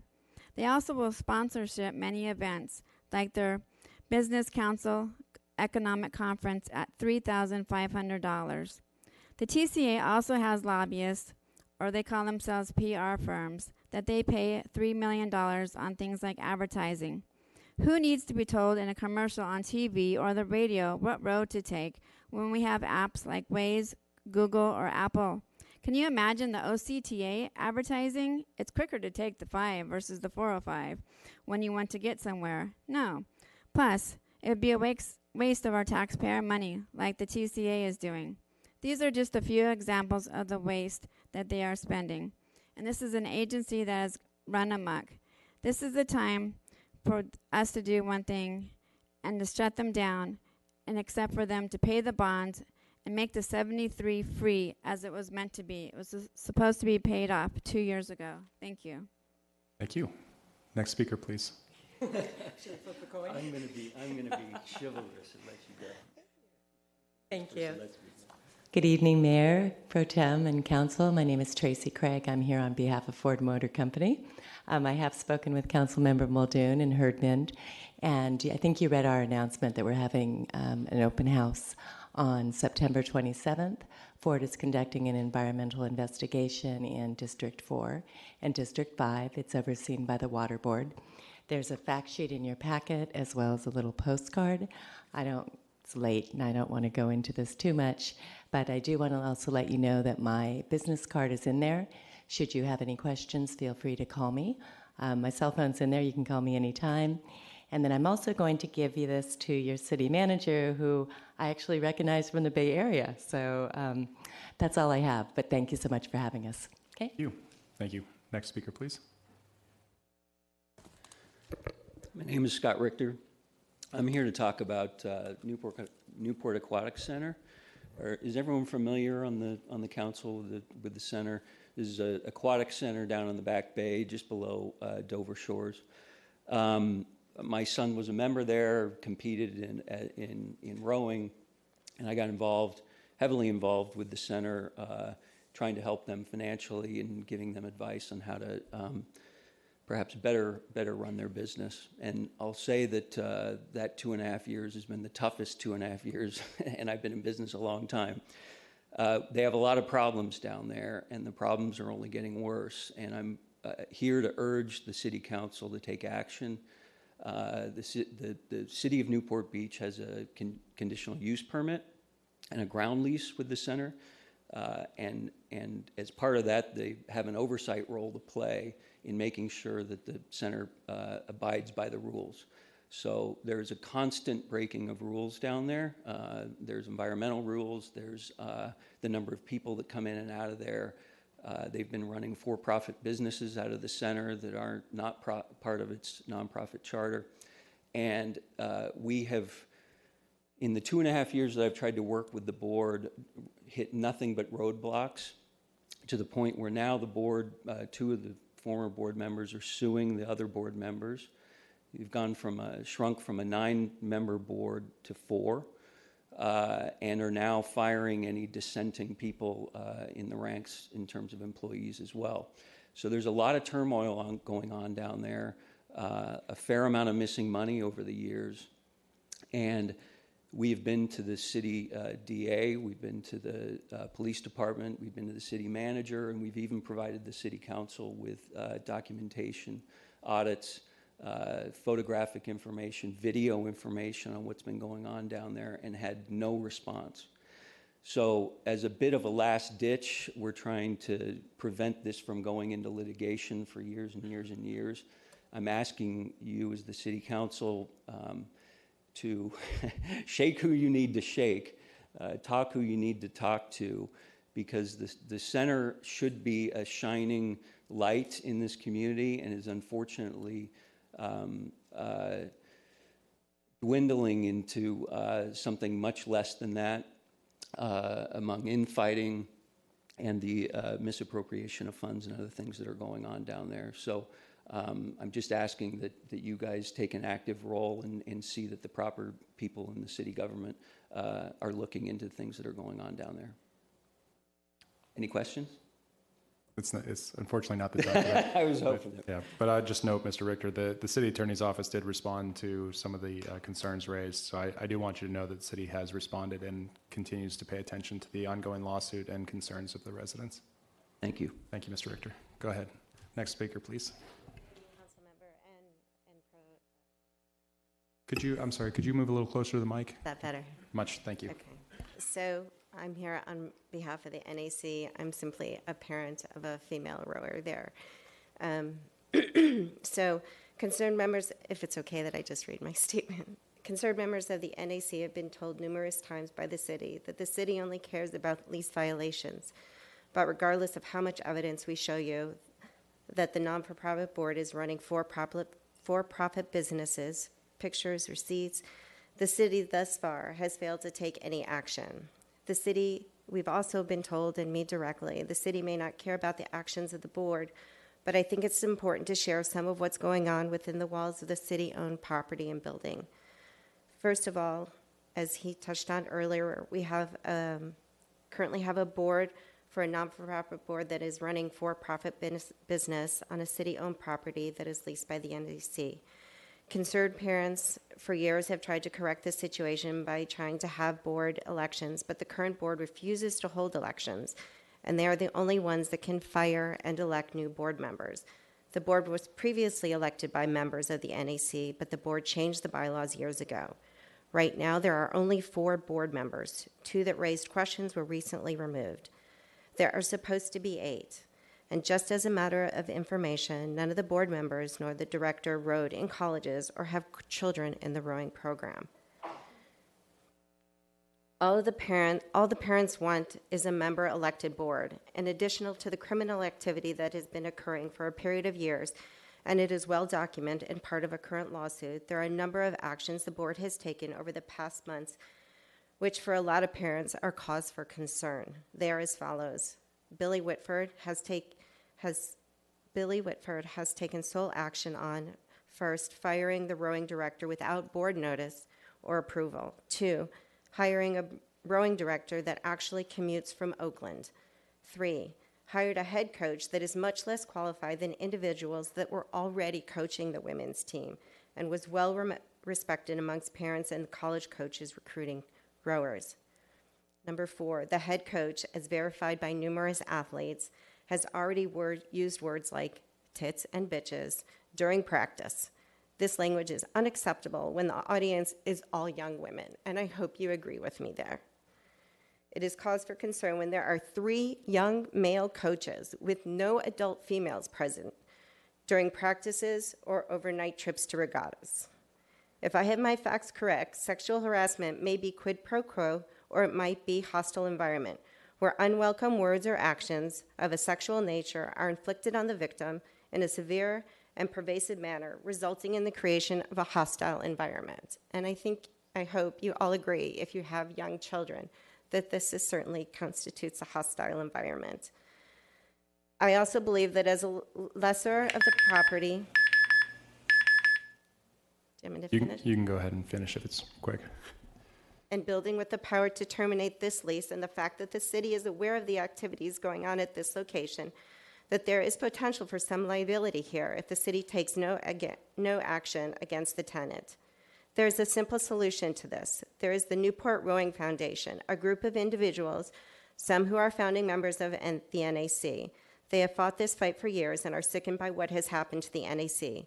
The city could terminate its lease with the NAC and immediately issue a lease to the Newport Rowing Foundation, which would allow them to elect an active member board to govern all the rowing clubs and activities at the property. Mr. Whitford continually says that he doesn't want this... Are you almost done? 2 more sentences. All right. Doesn't want this club to be an incubator of elite athletes.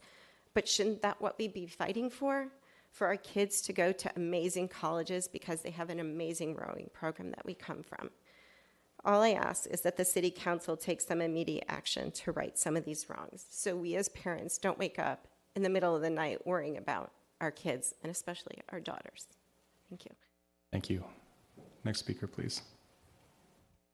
Good evening. My name's Amanda Quintanilla. I'm just going to read my statement. Last year, on June the 5th, the TCA hosted a public forum arranged by Get Moving Orange County and Venture Strategic. The purpose of this public forum was to inform people of the toll road plans, which included 8 transportation plans for Southern Orange County. Unfortunately, people that attended had their First and Fourth Amendment rights violated. For example, we were given video consents that allowed the TCA to change, modify, or edit the content of our opinions, videos. Essentially, they could restrict our speech or change our message at their own discretion. This is wrongful censorship of our First Amendment rights under the United States Constitution. Then the TCA, through its agent Venture Strategic, hired security, which prohibited attendees from bringing in small signs or wearing T-shirts, hats, or pins, buttons that expressed a message. They told people to take off stickers that were on T-shirts and hats that had the word no on them. Furthermore, security searched our purses, backpacks, and confiscated small signs, papers, brochures, and pre-written questions, which is against our Fourth Amendment rights under the Constitution. Just recently, at the last TCA meeting on August, I and another person read a letter from Daryl Johnson, the CEO of the OCTA, written by Mr. Cramen, to Mr. Cramen, the CEO of the TCA. This letter was important because it informed the TCA that the OCTA has been working collaboratively and comprehensively for the past 30 years, providing effective plans for traffic relief, whereas the TCA has not, and the TCA has no authority or jurisdiction to be looking into mobility solutions with managed lanes, arterials, or widening the I-5. Unfortunately, at the August 9th meeting, Board of Directors meeting, the TCA did not want us to read this letter, and we were both silenced. The microphones were turned off at the podium, and then the TCA staff turned off the volume from the entire room. By turning off the volume for the entire room, it did not allow people who were streaming live to listen to the meeting. This was deliberate suppression of our First Amendment rights of freedom of speech.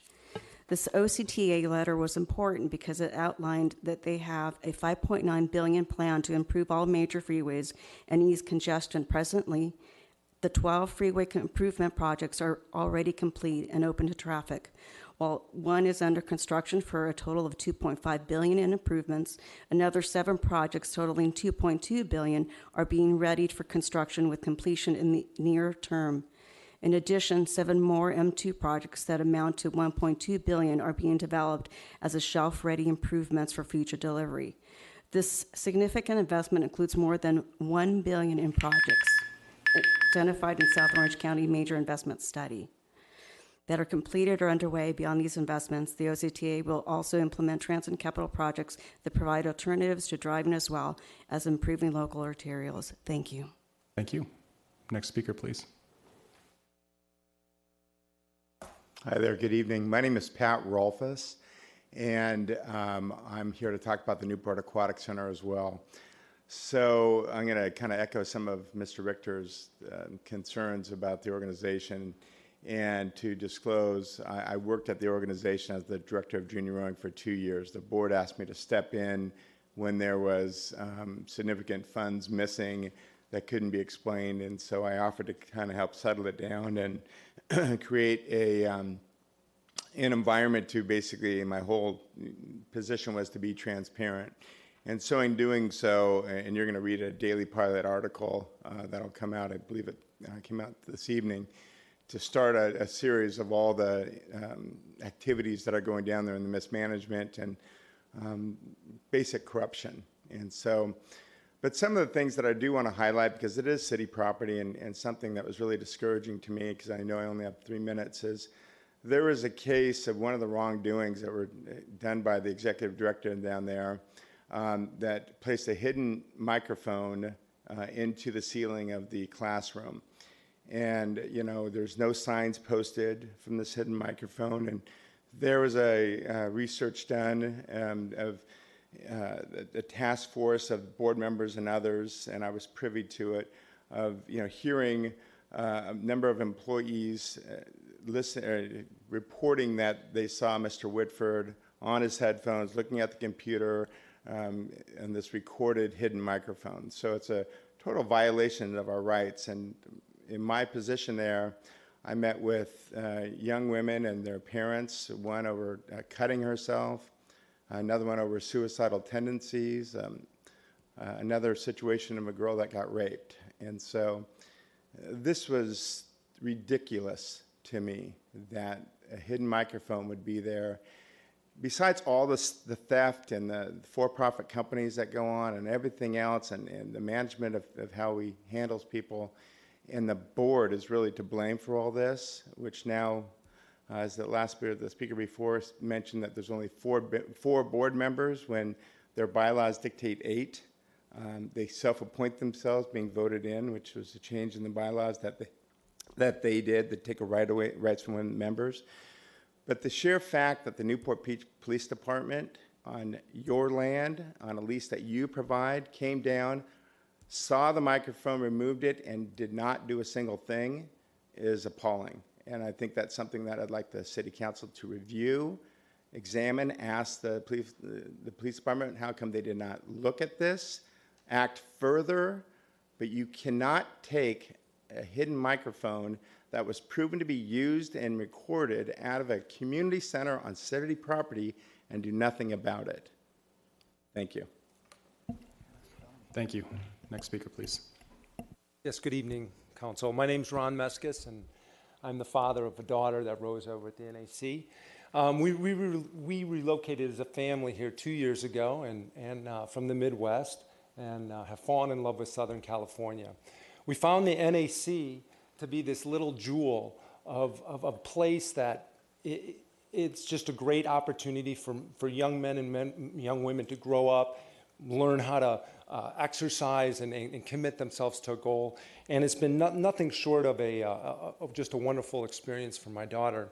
But over the last 2 years, you've heard the speakers come up here, and there's dozens of parents, if not hundreds of parents that stand behind us on this, that have tried to remove this board to no avail. And there's a couple different strategies. Another is to obviously try to terminate this lease and get another non-for-profit in there to take it over to oversee these programs.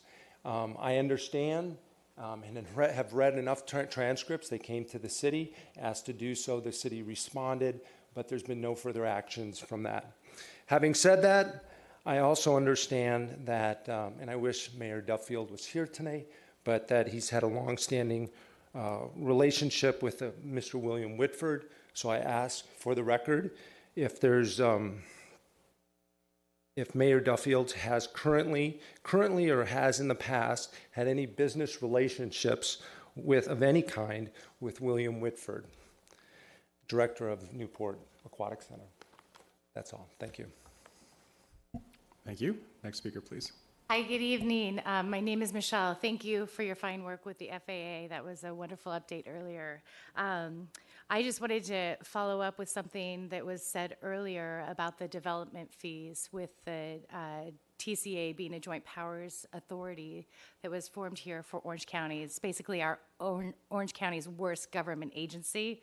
They have been automatically increasing development fees when the JPA agreement is specific, clear, unambiguous. That requires board review and approval annually, if not more often. So I ask you, why, when an agency hasn't built anything in 20 years, is it raking in all this money? They're spending what we calculated for a 3-month period, $230,000 on golf, galas, sponsorships. It's a huge party over there. It's a great job. But think about, the 73 was supposed to be free 2 years ago. Here in Newport Beach and Corona Del Mar, there's so much more traffic of people trying to avoid the toll roads. The 73 costs a fortune. They do studies to see how much they can charge without losing riderships. Just some fun facts about our least favorite agency here in Orange County. The Orange County Grand Jury issued a solvency warning about the TCA. It carries 63% of all of the debt of all JPAs in Orange County. They said that it could have serious implications for the entire state. That's how much they owe. They currently owe $6.4 billion. I know, it's staggering, right? How did that get to be more than the actual cost of constructing the roads? They're going in the wrong direction. They've been refinancing multiple times to pay the lowest amount on their debt service, and they've increased it out to, my grandchildren will be lucky to see the toll roads be free at this point. So we have already, as taxpayers, bailed out the TCA $1.1 billion.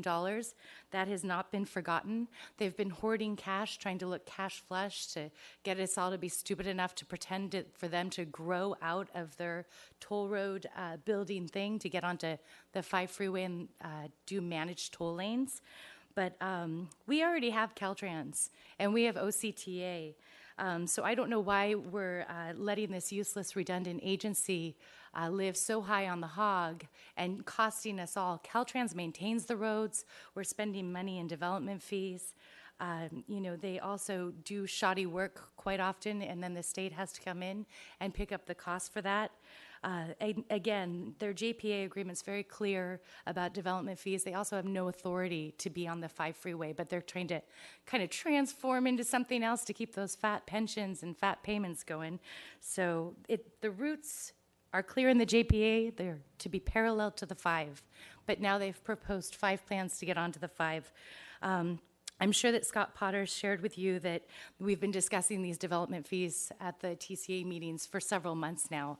I don't know what the resolution is going to be at the TCA. It seems that the board has abdicated their powers to lobbyists. The TCA seems to be acting like the city of Bell. They have no checks and balances. We believe that the taxpayers and every city that's a party to the TCA has been defrauded. I'm going to leave with you a summary of the development fees that were obtained by a PRA with the TCA to just show you how much they're taking and wondering why they're not fulfilling on roads being free. Thank you. Our city attorney will take those. Next speaker, please. Good evening, I'm Joy Brenner, and not to detract from the TCA discussion because I think that's fascinating and we really hope we really do take that seriously, but I do want to speak about the NAC. I am a grandmother of a female rower at the NAC who's been there for about 5 years. When we began, we felt like we had won the lottery to find that program. She loves it. I have even taken her already on college trips to visit the rowing programs at universities. I pay the fees on that. And previously, I just did an automatic withdrawal to go to pay her fees each month. My daughter has advised me that now a check needs to be written that she takes down there personally. This situation has gotten completely out of hand. Dr. Susan Skinner was on that board, and if you would be interested in hearing her remarks about it, she has seen both sides clearly, and I believe she finally threw up her hands and resigned. This is on city property, and this is a program that we can be proud of as a city. It needs to be investigated, and it needs to be investigated thoroughly. And my understanding is that the city council can direct our city manager to make sure that a thorough investigation is done at that facility, and I would just request that that be done as expeditiously as possible. Thank you. Thank you. Next speaker, please. Mayor Pro Tem O'Neill and members of the council, my name is Jim Mosher, and to change the topic from both of those, I was pleased earlier in the meeting to see Councilman Herdman show the slide highlighting the John Wayne Airport General Aviation Improvement Program and the hearing meeting that's going to be held tomorrow night at their headquarters about the environmental impact report of that improvement program. I personally, at this point, don't know if that's a big deal for Newport Beach or not a big deal, but I do know it's potentially an item of concern because one of the reasons for improving general aviation, this is changes to the layout of the planes, how they're parked on the tarmac at the John Wayne Airport area, is to make the area friendlier to what are called general aviation jets, possibly at the expense of the small propeller planes. The EIR itself suggests that the immediate impact will be a very modest increase in the number of private or general aviation jets that are parked there, maybe 10 or 15%, though those jets by themselves at the moment represent like 30% of the flights that go over Newport Beach. Whether this in the future will lead to bigger increases or not, I'm not sure. But one of the concerns I have is that a couple of months ago at the airport commission meeting, the commissioners were asking why the EIR had been delayed. It's about 3 months late from when it was expected to be released. And Director Rondinella of the John Wayne Airport said that the initial pass at the EIR produced noise results that they did not like, and they wanted extra time to go back and try some different noise model. Now, shopping for the result that you want to see is, to me as a scientist, kind of not what you should be doing, and that raises some concerns in my mind about how accurate the environmental impact report might be. Thank you. Thank you. Any other speakers? All right, seeing none, we'll come back. Just one quick follow-up. Simone, on the Newport Aquatic Center, we've been sending code enforcement out regularly to make sure that the CUP and land use issues have been followed, if I recall correctly. Is that right? That is correct, yes. All right, I appreciate that. Okay, we'll go to oral reports from City Council on committee activities. Do we have any? No, would I have a request to speak? On what we were just talking about. Can you make it really brief? I'm sorry, you're talking to Mr. Mosier's point? Okay, yeah, go ahead. No, I can't make it brief. I don't want to make it brief. Do we have a response on that as far as our city's reaction or response to this EIR on the airport? What we're doing about it? I think we're still in the process of the information gathering stage. We do have a copy of the draft EIR. We're going to be attending the meeting tomorrow to see what they have to say about it, and we are looking at all the aspects of that. So that is something that we are very concerned about as well, and we will be taking a look at those issues that he's discussing. And I think that for anyone who's really interested, tomorrow night is a good chance to see exactly how they're going to explain what it is they're doing out there. Great, thank you, Aaron. All right, thank you. All right, do we have any oral reports from City Council on committee activities? All right, seeing none. Let's go to public hearings. We'll go to item number 18. And as a quick reminder to folks out in the audience, at the applicant's request, staff is recommending a continuance of this item to an indefinite, well, not indefinite, but an unknown date at the moment, partially because one of the issues that's to be addressed as part of this as a legal issue is already going to be addressed by the Coastal Commission dealing with a variance issue on the LCP.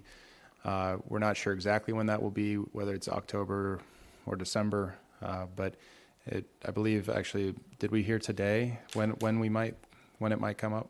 Yes, thank you, Mayor Pro Tem O'Neill. We did hear that they are pushing it to December, but again, we'll see how. They being the Coastal Commission? Yes, that's correct. Okay. All right. So basically, this would be moved out past at least December then, apparently. Do we have? Move staff recommendation. It can to table it indefinitely. As in the new staff recommendation to table it to a date uncertain. Okay. All right. Do we have a second? Okay. Mr. Muldoon seconds. Do we have any public comment on this item? All right. Seeing none, we'll bring it back and we'll vote.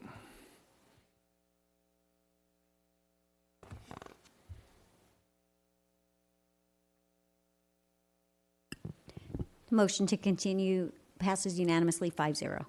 Thank you. We'll move to item number 19, minor amendments to the city's local coastal program. Is there any request for staff report? All right, seeing none, do we have any questions or comments? Okay, we'll go out to public comment. Do we have any public comment on this item?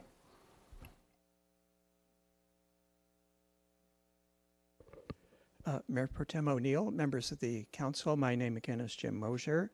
And as you understand, this is basically just your ratification of some amendments that you submitted to the Coastal Commission, and they have come back with some small modifications, which you're being asked to concur to. I would point out that we have a very imperfect local coastal program. These amendments are not going to cure all the problems that it has. One of the problems is actually highlighted on the last page, which is staff report page 1923, and towards the little above the middle of that page, you'll see some modification to something having to do with calls for review or appeals of decisions made of interpretations of the LCP made by the director.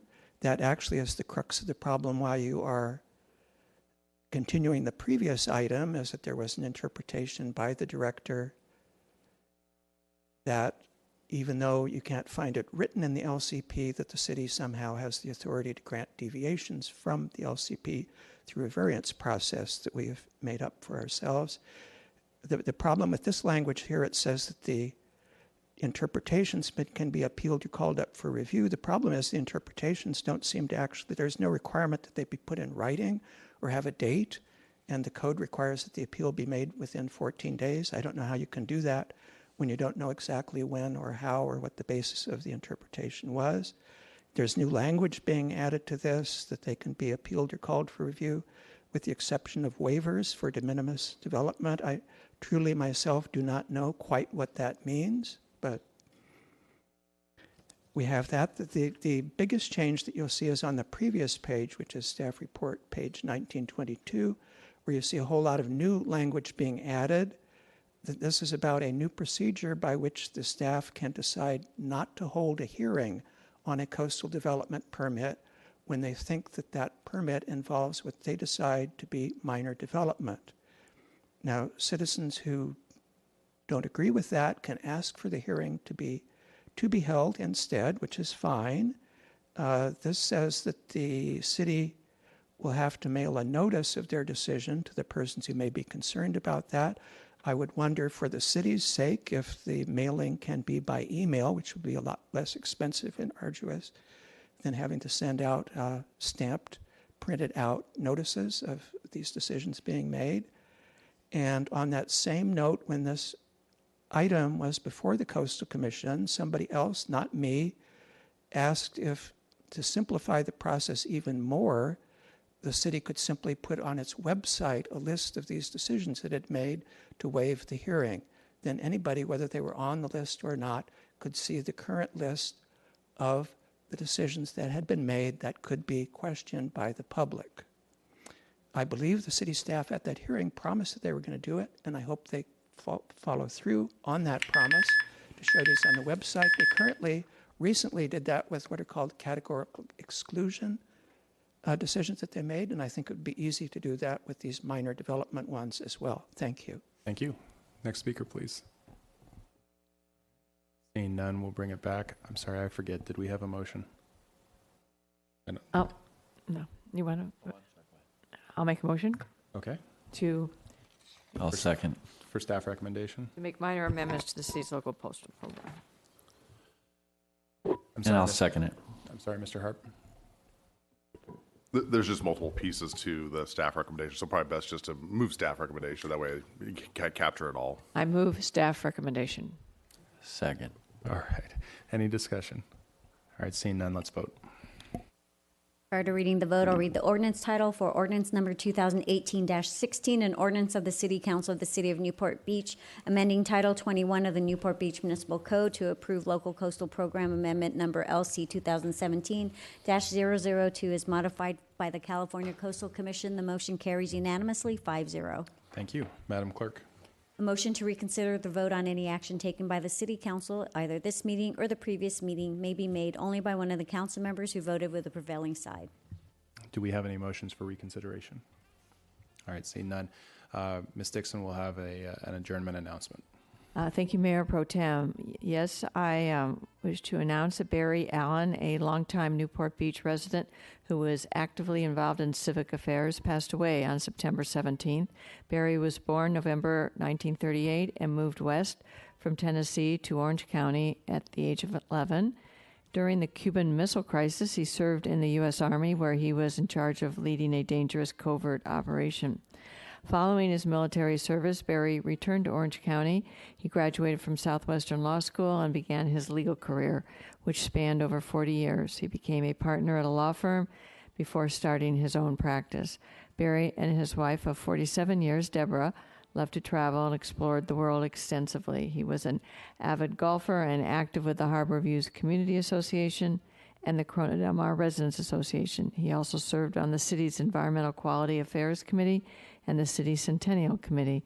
Barry is survived by his wife, Deborah, and his son and 2 grandchildren. In lieu of flowers, the family requests a donation to your favorite charity in Barry's name. Thank you. Thank you. The CDMRA will never be the same. So we are adjourned. Thank you.